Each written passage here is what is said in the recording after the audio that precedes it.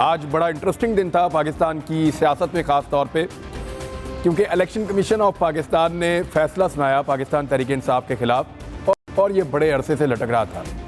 तहरीक इंसाफ बार बार कहती रही कि सारी पॉलिटिकल पार्टीज़ का एक साथ आप सुना दें, पीपल्स पार्टी का भी साथ सुना दें, PMLN का भी सुना दें, फजलुर रहमान साहब को भी देख लें, आप एक साथ सुना दें। इस पर एक अदालती ऑर्डर भी मौजूद था, लेकिन इसके बावजूद इलेक्शन कमीशन ऑफ पाकिस्तान ने अकेली पाकिस्तान तहरीक इंसाफ का फ़ैसला पहले महफूज किया और आज सुना दिया।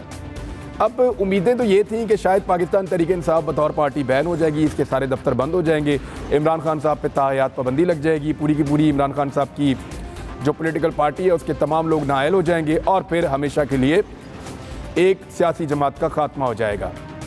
लेकिन जो फैसला है उसमें एक शोकाज नोटिस है और उसके अंदर कुछ ममनुआ फंडिंग का जिक्र है, फ़ॉरेन फंडिंग का कोई तस्करा ही नहीं है और कुछ बड़ी अजीबोगरीब चीज़ें हैं। मिसाल के तौर पे मैं आपको बताता हूं कि अबराज ग्रुप या आरिफ नकवी के हवाले से इसमें लिखा हुआ है कि पाकिस्तान तहरीक इंसाफ को पता था, फिर भी इन्होंने उनसे फंडिंग ली कि ये फ्रॉड और इलीगल एक्टिविटीज़ के अंदर इनके केसेस हैं। तो बात यह है कि आरिफ नकवी ने जब फंडिंग दी पाकिस्तान तहरीक इंसाफ को, वो 2013 से पहले का टाइम था और जब इन पे केसेस बने वो 5 साल के बाद बने। यानी पाकिस्तान तहरीक इंसाफ के पास एक टाइम मशीन है जिसमें बैठ के वो जाते हैं और जाके देखते हैं कि 2018 में 17 में एक केस बनेगा इस आदमी के ऊपर, लिहाजा 2011, 12, 13 में इससे फंडिंग ना ली जाए।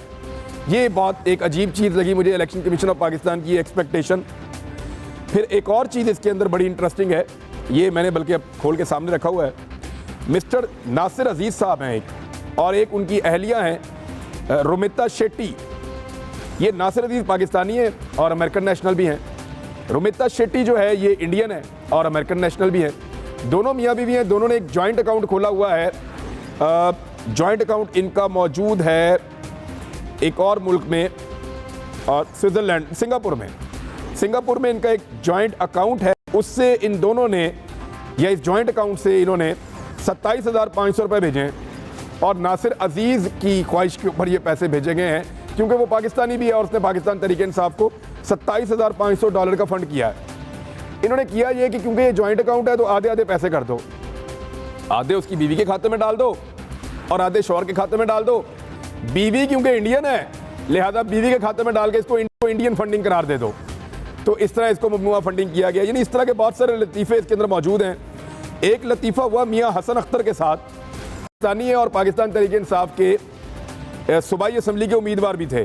ज़रा मियाँ हसन अख्तर साहब क्या कह रहे हैं आज इस फैसले के बाद, ज़रा उनको आप सुन लें। सुनाए जी नाज़रीन, ये आपने देखा कि एक पाकिस्तानी मियाँ हसन अख्तर वो कह रहे हैं कि मैं पार्टी से पहले इलेक्शन भी लड़ा हूँ, मैं क्यों ना दूँ 10,000 रुपया पार्टी को।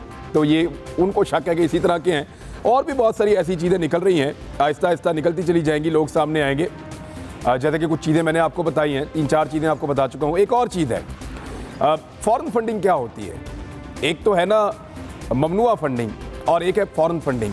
इन दोनों में फ़र्क क्या होता है? पहले बेनज़ीर भुट्टो साहिबा और बिलावल भुट्टो जरदारी साहब ने एक दौर में फ़ॉरेन फंडिंग के ऊपर कुछ फरमाया था, ज़रा वो आप सुन लें क्या कहा था। हूँ कि ये पहले अमीर और मोमिनीन बनना चाहता था, ये पहले उसामा बिन लादेन से फंडिंग लेता था शहीद बीबी की हुकूमत को गिराने के लिए।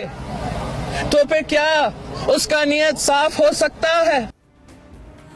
इसको कहते हैं जी फॉरेन फंडिंग और इसके ऊपर आर्टिकल लगता है आइन का 17(3) और उसको फिर सुप्रीम कोर्ट भिजवाया जाता है कि इस पॉलिटिकल पार्टी ने क्योंकि फ़ॉरेन फंडिंग ली हुई है पाकिस्तान में हालात ख़राब करने के लिए या असरअंदाज करने के लिए चीज़ों को उनके मुताबिक, तो इस पार्टी के ऊपर जो है वो पाबंदी लग जाती है। फिर ये इसको कहते हैं फ़ॉरेन फंडिंग।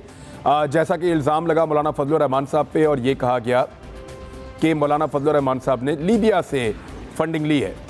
जैसा कि मुख्तलिफ लोग इल्ज़ाम लगाते हैं कि 2013 में जब इलेक्शन लड़ रही थी PMLN तो उनको तैयारे और हेलीकॉप्टर जो है या फैसिलिटीज़ अरब्स की तरफ से आई थी। मैं कोशिश करूँगा कि किसी आइनी माहिर को लेके उनसे हम थोड़ा जानें कि फ़ॉरेन फंडिंग में और ममनुआ फंडिंग में फ़र्क क्या है और इस केस का इम्पैक्ट क्या होगा। 3 चीज़ें इस वक्त हुकूमत की नज़र में हैं जो वो करना चाहते हैं।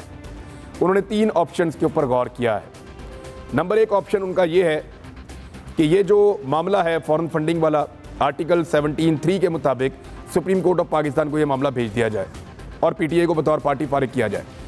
नंबर 2, इसको फ़ौरन फंडिंग करार देके या फ़ौरन एडिट करार देके इस मामले को आगे बढ़ाया जाए।